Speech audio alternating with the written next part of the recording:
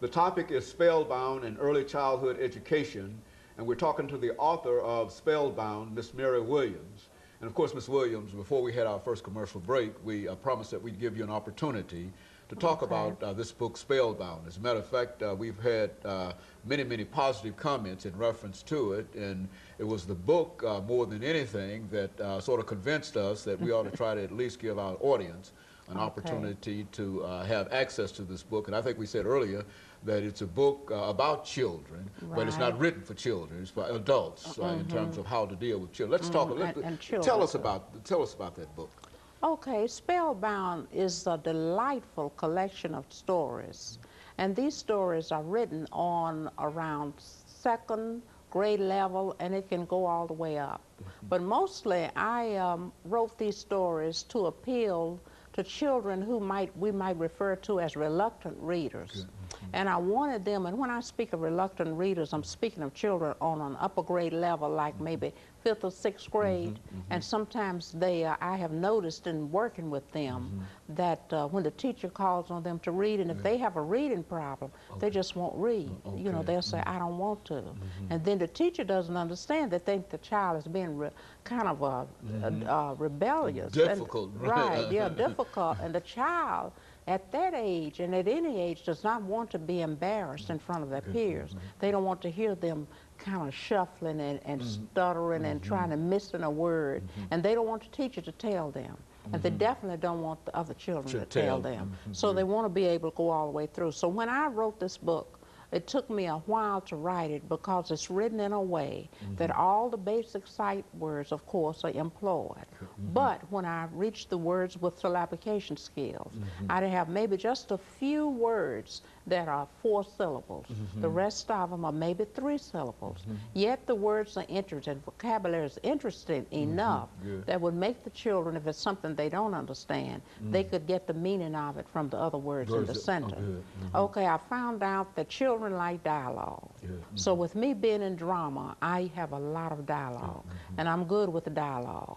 And I start out with a hard punch, because when children go to the library and you know, to pick up a book, they open it up and they just see something, and if they don't see any dialogue on that first page, they'll put it back. But if they see something that's really catching right at the beginning of the story, then they'll go on and read the story. Now, the stories I have within Spellbound, you wonder why it's called Spellbound. Spellbound is not only do you have stories that are incorporated, that are more or less mystifying, but you also, I use the fact that I could use storytelling to spellbound the kids in a way that they would learn. So these stories are written in such a way that the children will use the same technique and be able to grasp exactly what the stories are saying. I have tried most of these stories out because I'm a storyteller. So being a storyteller by nature, sometimes I go from school to school and read the stories. So I learn a lot from what the children think about the stories, or what I need to add or take away. So this is the way Spellbound is written. Spellbound has some nonfiction in it, believe it or not. It has 11 stories. It's a book that incorporates 11 stories. It has nonfiction, so that's something that's going to be informative. You know, they can read those stories and they'll learn something about how to go on a deep sea fishing trip. You know, how the killdeer bird stunt. They'll learn what this is about and what they should do and what they shouldn't do. Spellbound has magical stories in it. Spellbound has stories that dealing with problems and adversities that children have to deal with on a day-to-day basis, the struggles that they have to encounter, things that they can do nothing about. And they learn how to use the process of communicating with others, such as in one story about a little boy and a mom was had an illness, a drug problem, and they were afraid to say anything about it. Well, they were suffering. So, but the mother said, don't tell it because they'll take you away from me, and place you in a foster home. So the children didn't know what to do. So they were really rearing themselves. And you know, when a writer writes, they write according to something that they have. Their own experience. Right experience. So I've had kids that have come to me with little problems like this. So what I would do is I would use the process of writing.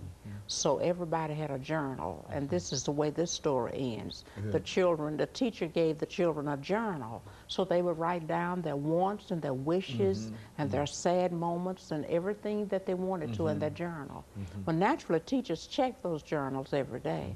So this little boy and his sister wrote down that their mama had a problem, and they received immediate help. So that's the way the story ends, that the mother received help, the children received help, they live with the grandmother, and it has a happy ending. And there's greater communication between all of them. Right, right. So they could use that, that was a way of communicating, and then the mother was happy. But sometimes when we're dealing with children, sometimes they don't know what to do. So I try to write this story dealing with that so that this would help somebody else that might read the story, that would know how to handle a problem of that nature. Spellbound is also contains stories that are short. You know, and then I'm thinking of the reluctant reader. Okay. Because a reluctant reader, you know, kids, when they reach about 1st or 2nd grade, and if they can read, you know, they say, I want a chapter book, Miss Williams. I'm getting me a chapter book. Okay. A chapter book, you know, is usually a book that has maybe 5 chapters. I mean, it's like, you know, we would say thick book. They're not looking for those little bitty books. They call them baby books. I don't want that baby book. I want a chapter book. So, and then if you're thinking of a reluctant reader, this is sort of like a chapter book, but it has different stories. So they can choose a book like this from the bookshelf or have it at their home, and then choose one story. So if the teachers, and I'm trying to get this book incorporated in the school system. Good, okay. So if the teachers use this as a supplementary book, then when she brings her little children around her in the circle, and then she calls on a child that may have a reading problem, then he can choose a short story and go right through it without having to stumble and, you know, and the kids trying to punch him and tell him. And that builds up confidence. Yeah, that builds up confidence. And plus they remember what they're reading because everything in there is really high interest information. One is about a 15-year-old that received her driver's permit, license or permit, I think it was permit, and she was not supposed to go in a car. So see a child, an adult would read that.